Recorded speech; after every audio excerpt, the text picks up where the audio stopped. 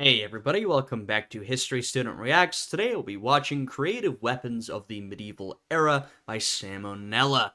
Now there were certainly some strange and creative weapons during the Middle Ages. People had some pretty wacky ideas, and let me tell you, they actually tried them, put them into practice. So today we'll get to see some of those creative weapons. Now, if you guys end up enjoying this one, I'd appreciate it if you'd leave a like on the video, subscribe to my channel, and check out my Patreon, which is linked down below. And with all of that out of the way, let's jump right into this reaction.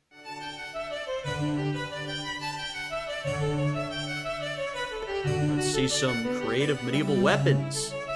Hey kids, when most people think of the Middle Ages, they think of them as being like humanity's dumb teenage years, where all we did was play harpsichord in our room and burn heretics with our friends. But that's not entirely true. In fact, I would argue that the medieval era saw just as much genius as any other period in time. It's just most of that genius went towards finding new and creative ways to brutally slaughter those you disagree with.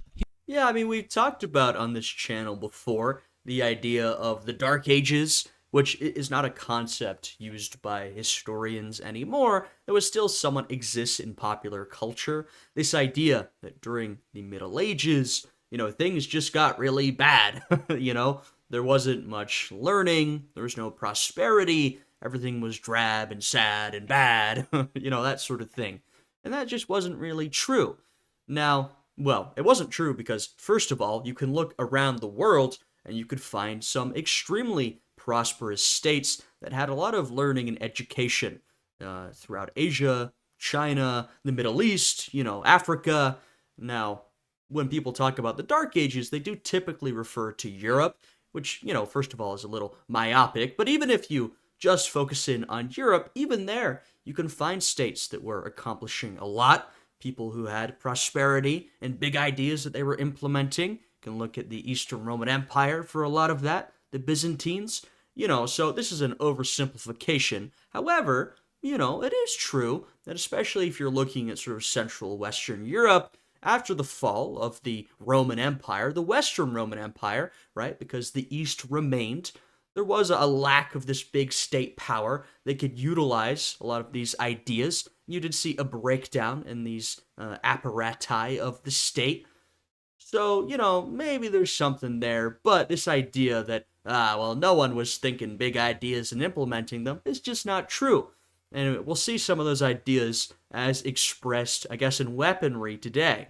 Here's a few highlights. First, we'll talk about the Warwolf. So, as you can imagine, medieval castles were not easy to break into. They were basically like those jungle gym things at Chuck E. Cheese's. Massive in size, intentionally confusing layout, security everywhere, and by the end of your visit, you'd probably end up with some kind of disease. So in order to help penetrate fortresses, medieval armies would often utilize siege weapons, one of the most popular of which was the trebuchet. Now, this device is interesting enough on its own, but it gets better. So, around 1300 AD, King Edward I of England was in the process of invading Scotland. However, one fortress known as Stirling Castle was giving him a lot of trouble. I've been to Stirling Castle, by the way. He laid siege to the building for many months without any real progress. Then one day, he woke up and had a revelation. Hey guys, listen, why are we wasting our time building all these regular-sized trebuchets when we could just build one giant one and call it a day? So that's what he did. I would say it's interesting that we're seeing this here, because as you move throughout the especially into the 1400s,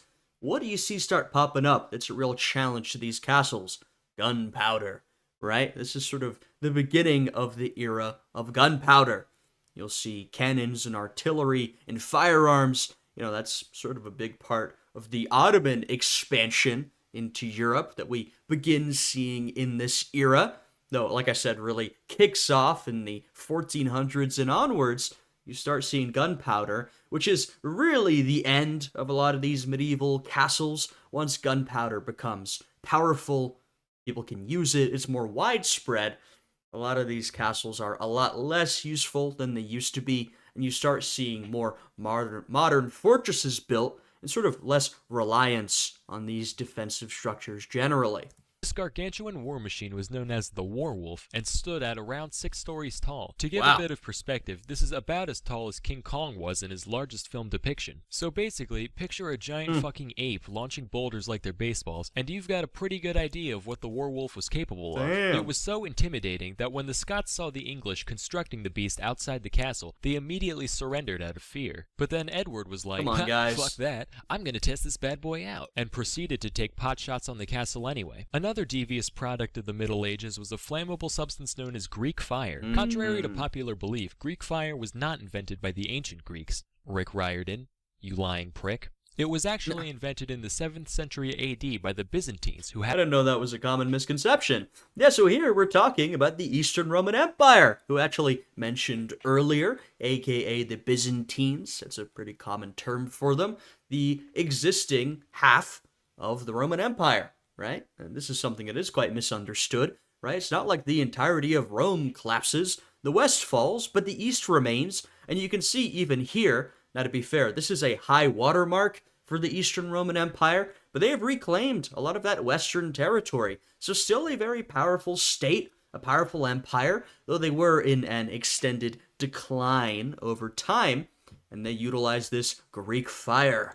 Happened to inhabit Greece at the time. Historians still don't know exactly what it was made of, but they do know that it acted a lot like napalm, sticking to... Yeah, that's exactly right. Even today, historians are not entirely sure what this stuff was, but essentially think medieval napalm, which is pretty scary. Ships, sticking to people, even floating and continuing to burn on the surface of the water. The Byzantines also had these siphon-like tubes that they'd put on the front of their boats to pour Greek fire on the enemy, kind of like makeshift flamethrowers. Yeah. These were retired pretty quickly though, mostly because when you put the words makeshift and flamethrower next to each other, you're bound to run into some problems eventually. I mean, Greek fire was so effective, which made it good in combat, but that also meant you would risk burning down your own ship. So it was extremely dangerous to use. Next bright idea comes from a woman known as Olga of Kiev. So Olga was a princess who ruled the area around the capital of modern-day Ukraine from 945 to 963 AD. And she had quite a track record for being just a total badass. For example, the Drevlians, a tribe of people under Kiev's control, once sent 20 men to Kiev in order to convince Olga to marry their prince, under the pretense that if they did marry, the prince could claim her rule over Kiev. In response, she had all 20 of them buried alive. She then sent a letter to the prince saying she accepted his proposal, but she would need a bunch of his most distinguished governors to escort her on the journey. Once the men showed up, Olga was like, "Hey guys, long journey, huh? How'd you like to take a bath in this here bathhouse?" They were like, "Yeah, sure, that sounds great." "Okay, have fun, you guys." Oh my god. Man, it's like a sauna in here. It is a sauna, dipshit. You have a point.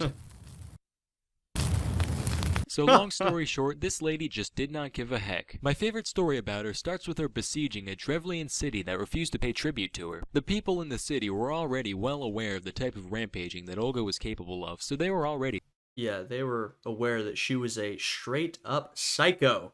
Scared shitless. But when she showed up, she was like, "Alright, you know what guys, I'm gonna play nice. Just bring me 3 pigeons and 3 sparrows from each household and I'll be on my way." Okay. What are they for exactly? We're just hungry. I mean, we got some food too. We could just give... I'm sorry, did I fucking stutter? Alright, birds it is. Then, once the... I don't like where this is going. Creatures were in Olga's hands, she had each of her soldiers tie a cloth-bound piece of sulfur to one of the birds' feet, which was then set alight. The birds were then released all at once, and when they flew back into the city, their nests acted like little piles of... She was a straight pyromaniac. Tinder, resulting in nearly every house in the entire city erupting in flames simultaneously. And while the whole place burned to the ground, Olga just sat and watched. By the way, it's worth mentioning that, after her death, Olga was canonized as a Catholic saint, presumably around the same time as Saint Tiffany, who went around pushing in the soft spots of babies, and Saint Jerry the Goat Fucker, who, as the name implies, fucked a lot of goats. In conclusion, pay your taxes. To my loyal subscribers, I'll see you in 3 months. I'm Sam Minella, and thank you for watching. Wow, that's quite a saint to have. I thought, well, I guess I'm not an expert on the church, but I thought most people became saints from, I don't know, doing good works of the Lord, like giving a charity and stuff like that, helping people out. But I guess you can also become a saint by burning down cities, and burning people alive, and murdering people. Yeah, she did a lot of burning and killing. Anyway...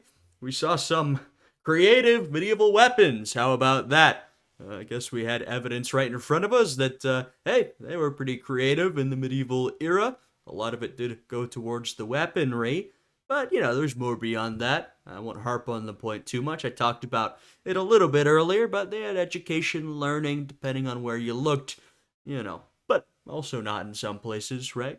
Basically, don't generalize. Yeah, so an interesting video, some strange little quirks and tidbits as Salmonella usually provides. If you enjoyed this one, I'd appreciate it if you'd leave a like, subscribe, check out my Patreon, link down below. With all that, hope you guys are having a great day today, and I'll see you all again next time. Goodbye.